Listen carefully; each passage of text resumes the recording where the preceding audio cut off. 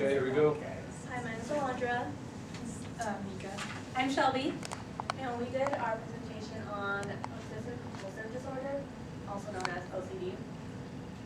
The causes that can trigger OCD can be biological, biological factors could be family can run through the family, but they haven't they can't find any genetics, so it's not really known as if it can be run through the family, but they kind of think it can be. And it can also be inherited from a parent to a child, and it's inherited by the can't pronounce it. Yeah, sorry. And environmental factors are abuse, changes in living situation, illness, death of a loved one, work, school-related changes or problems, and relationship concerns. So, problems around you can really affect and trigger OCD. And some psychological factors could be you can misinterpret what you think, and so what you think can be worse than actually doing it. For example, if I were to push a loved one into a traffic, it is as bad as actually doing it. And some history is the first person who identified OCD was Fred. He found it in 1963, but before that, in the 14th and 16th century, in Europe, they thought that it was related with the devil. So they would worship, for treatments, they would do exorcism to people of their thoughts. Okay, so first of all, the difference between obsessions and compulsions. Obsessions are intrusive or irrational thoughts, such as my hands must be contaminated, I need to wash them, is something they could be thinking. And compulsions are repetitive rituals, like hand washing, counting, checking, hoarding, or arranging. And somebody with OCD will repeat these rituals because it will relieve anxiety, but it only relieves anxiety momentarily. And they feel like if they don't repeat their compulsions, that something bad will happen to them or someone they love.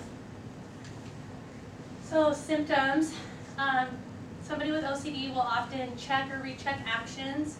They count excessively, have an excessive fear of germs, have a compulsion to repeatedly wash their hands. They fear they'll harm others and constantly arrange and order things. They're ruled by numbers, and they're excessively concerned with sin or blasphemy. So diagnosing OCD, your own description of your behavior basically is a really good diagnosis for your, the doctor can tell by that. A physical exam will be given to you if they think you have OCD because it will rule out any physical causes. Also, a psychiatric test will rule out other mental disorders. So questionnaires like the Yale-Brown Compulsive Scale are used.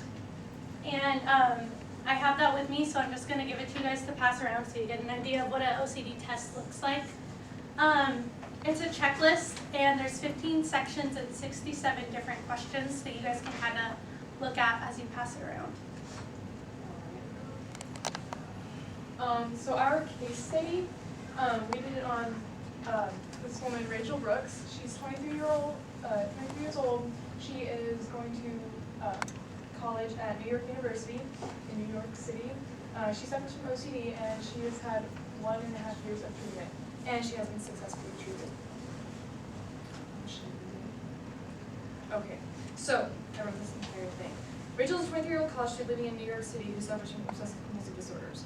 Her symptoms first became apparent at age 10 when her parents began to observe her in her living room, arranging family books, magazines, and newspapers into organized piles according to date. Rachel's parents didn't really think much of it until it became difficult for Rachel to make it to school on time, because she would spend almost all of her morning arranging those things.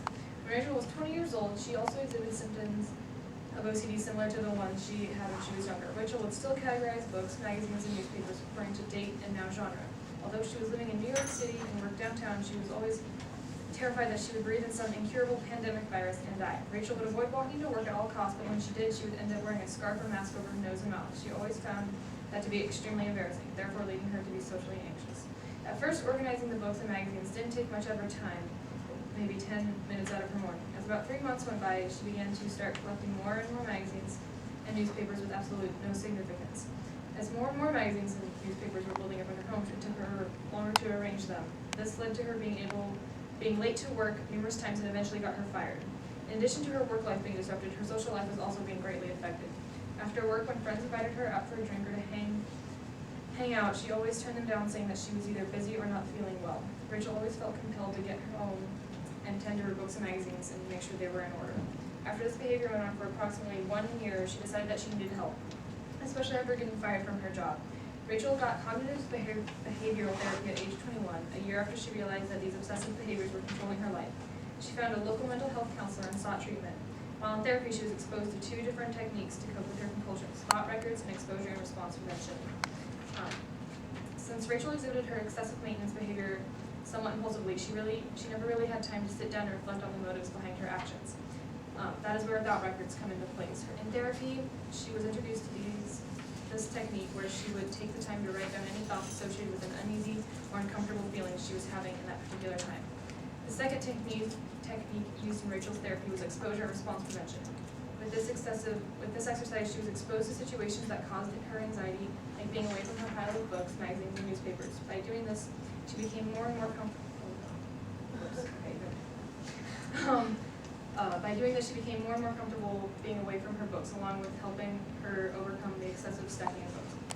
This form of therapy also helped her with her fear of getting sick and her impulse to wear something over her nose and mouth. As her therapy went on, Rachel eased into a mindset that nothing bad would happen if she didn't tend to her books right away, and that if she did breathe outside air, she didn't have to cover herself.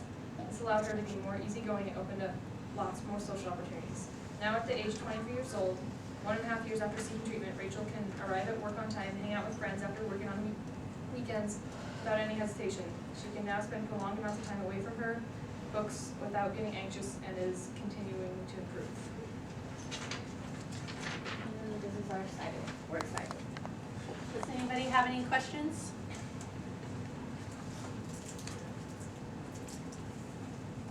Yeah. So OCD is basically like when someone has to control something, or Basically it's just when you have OCD, you have like a mix of different obsessions and compulsions.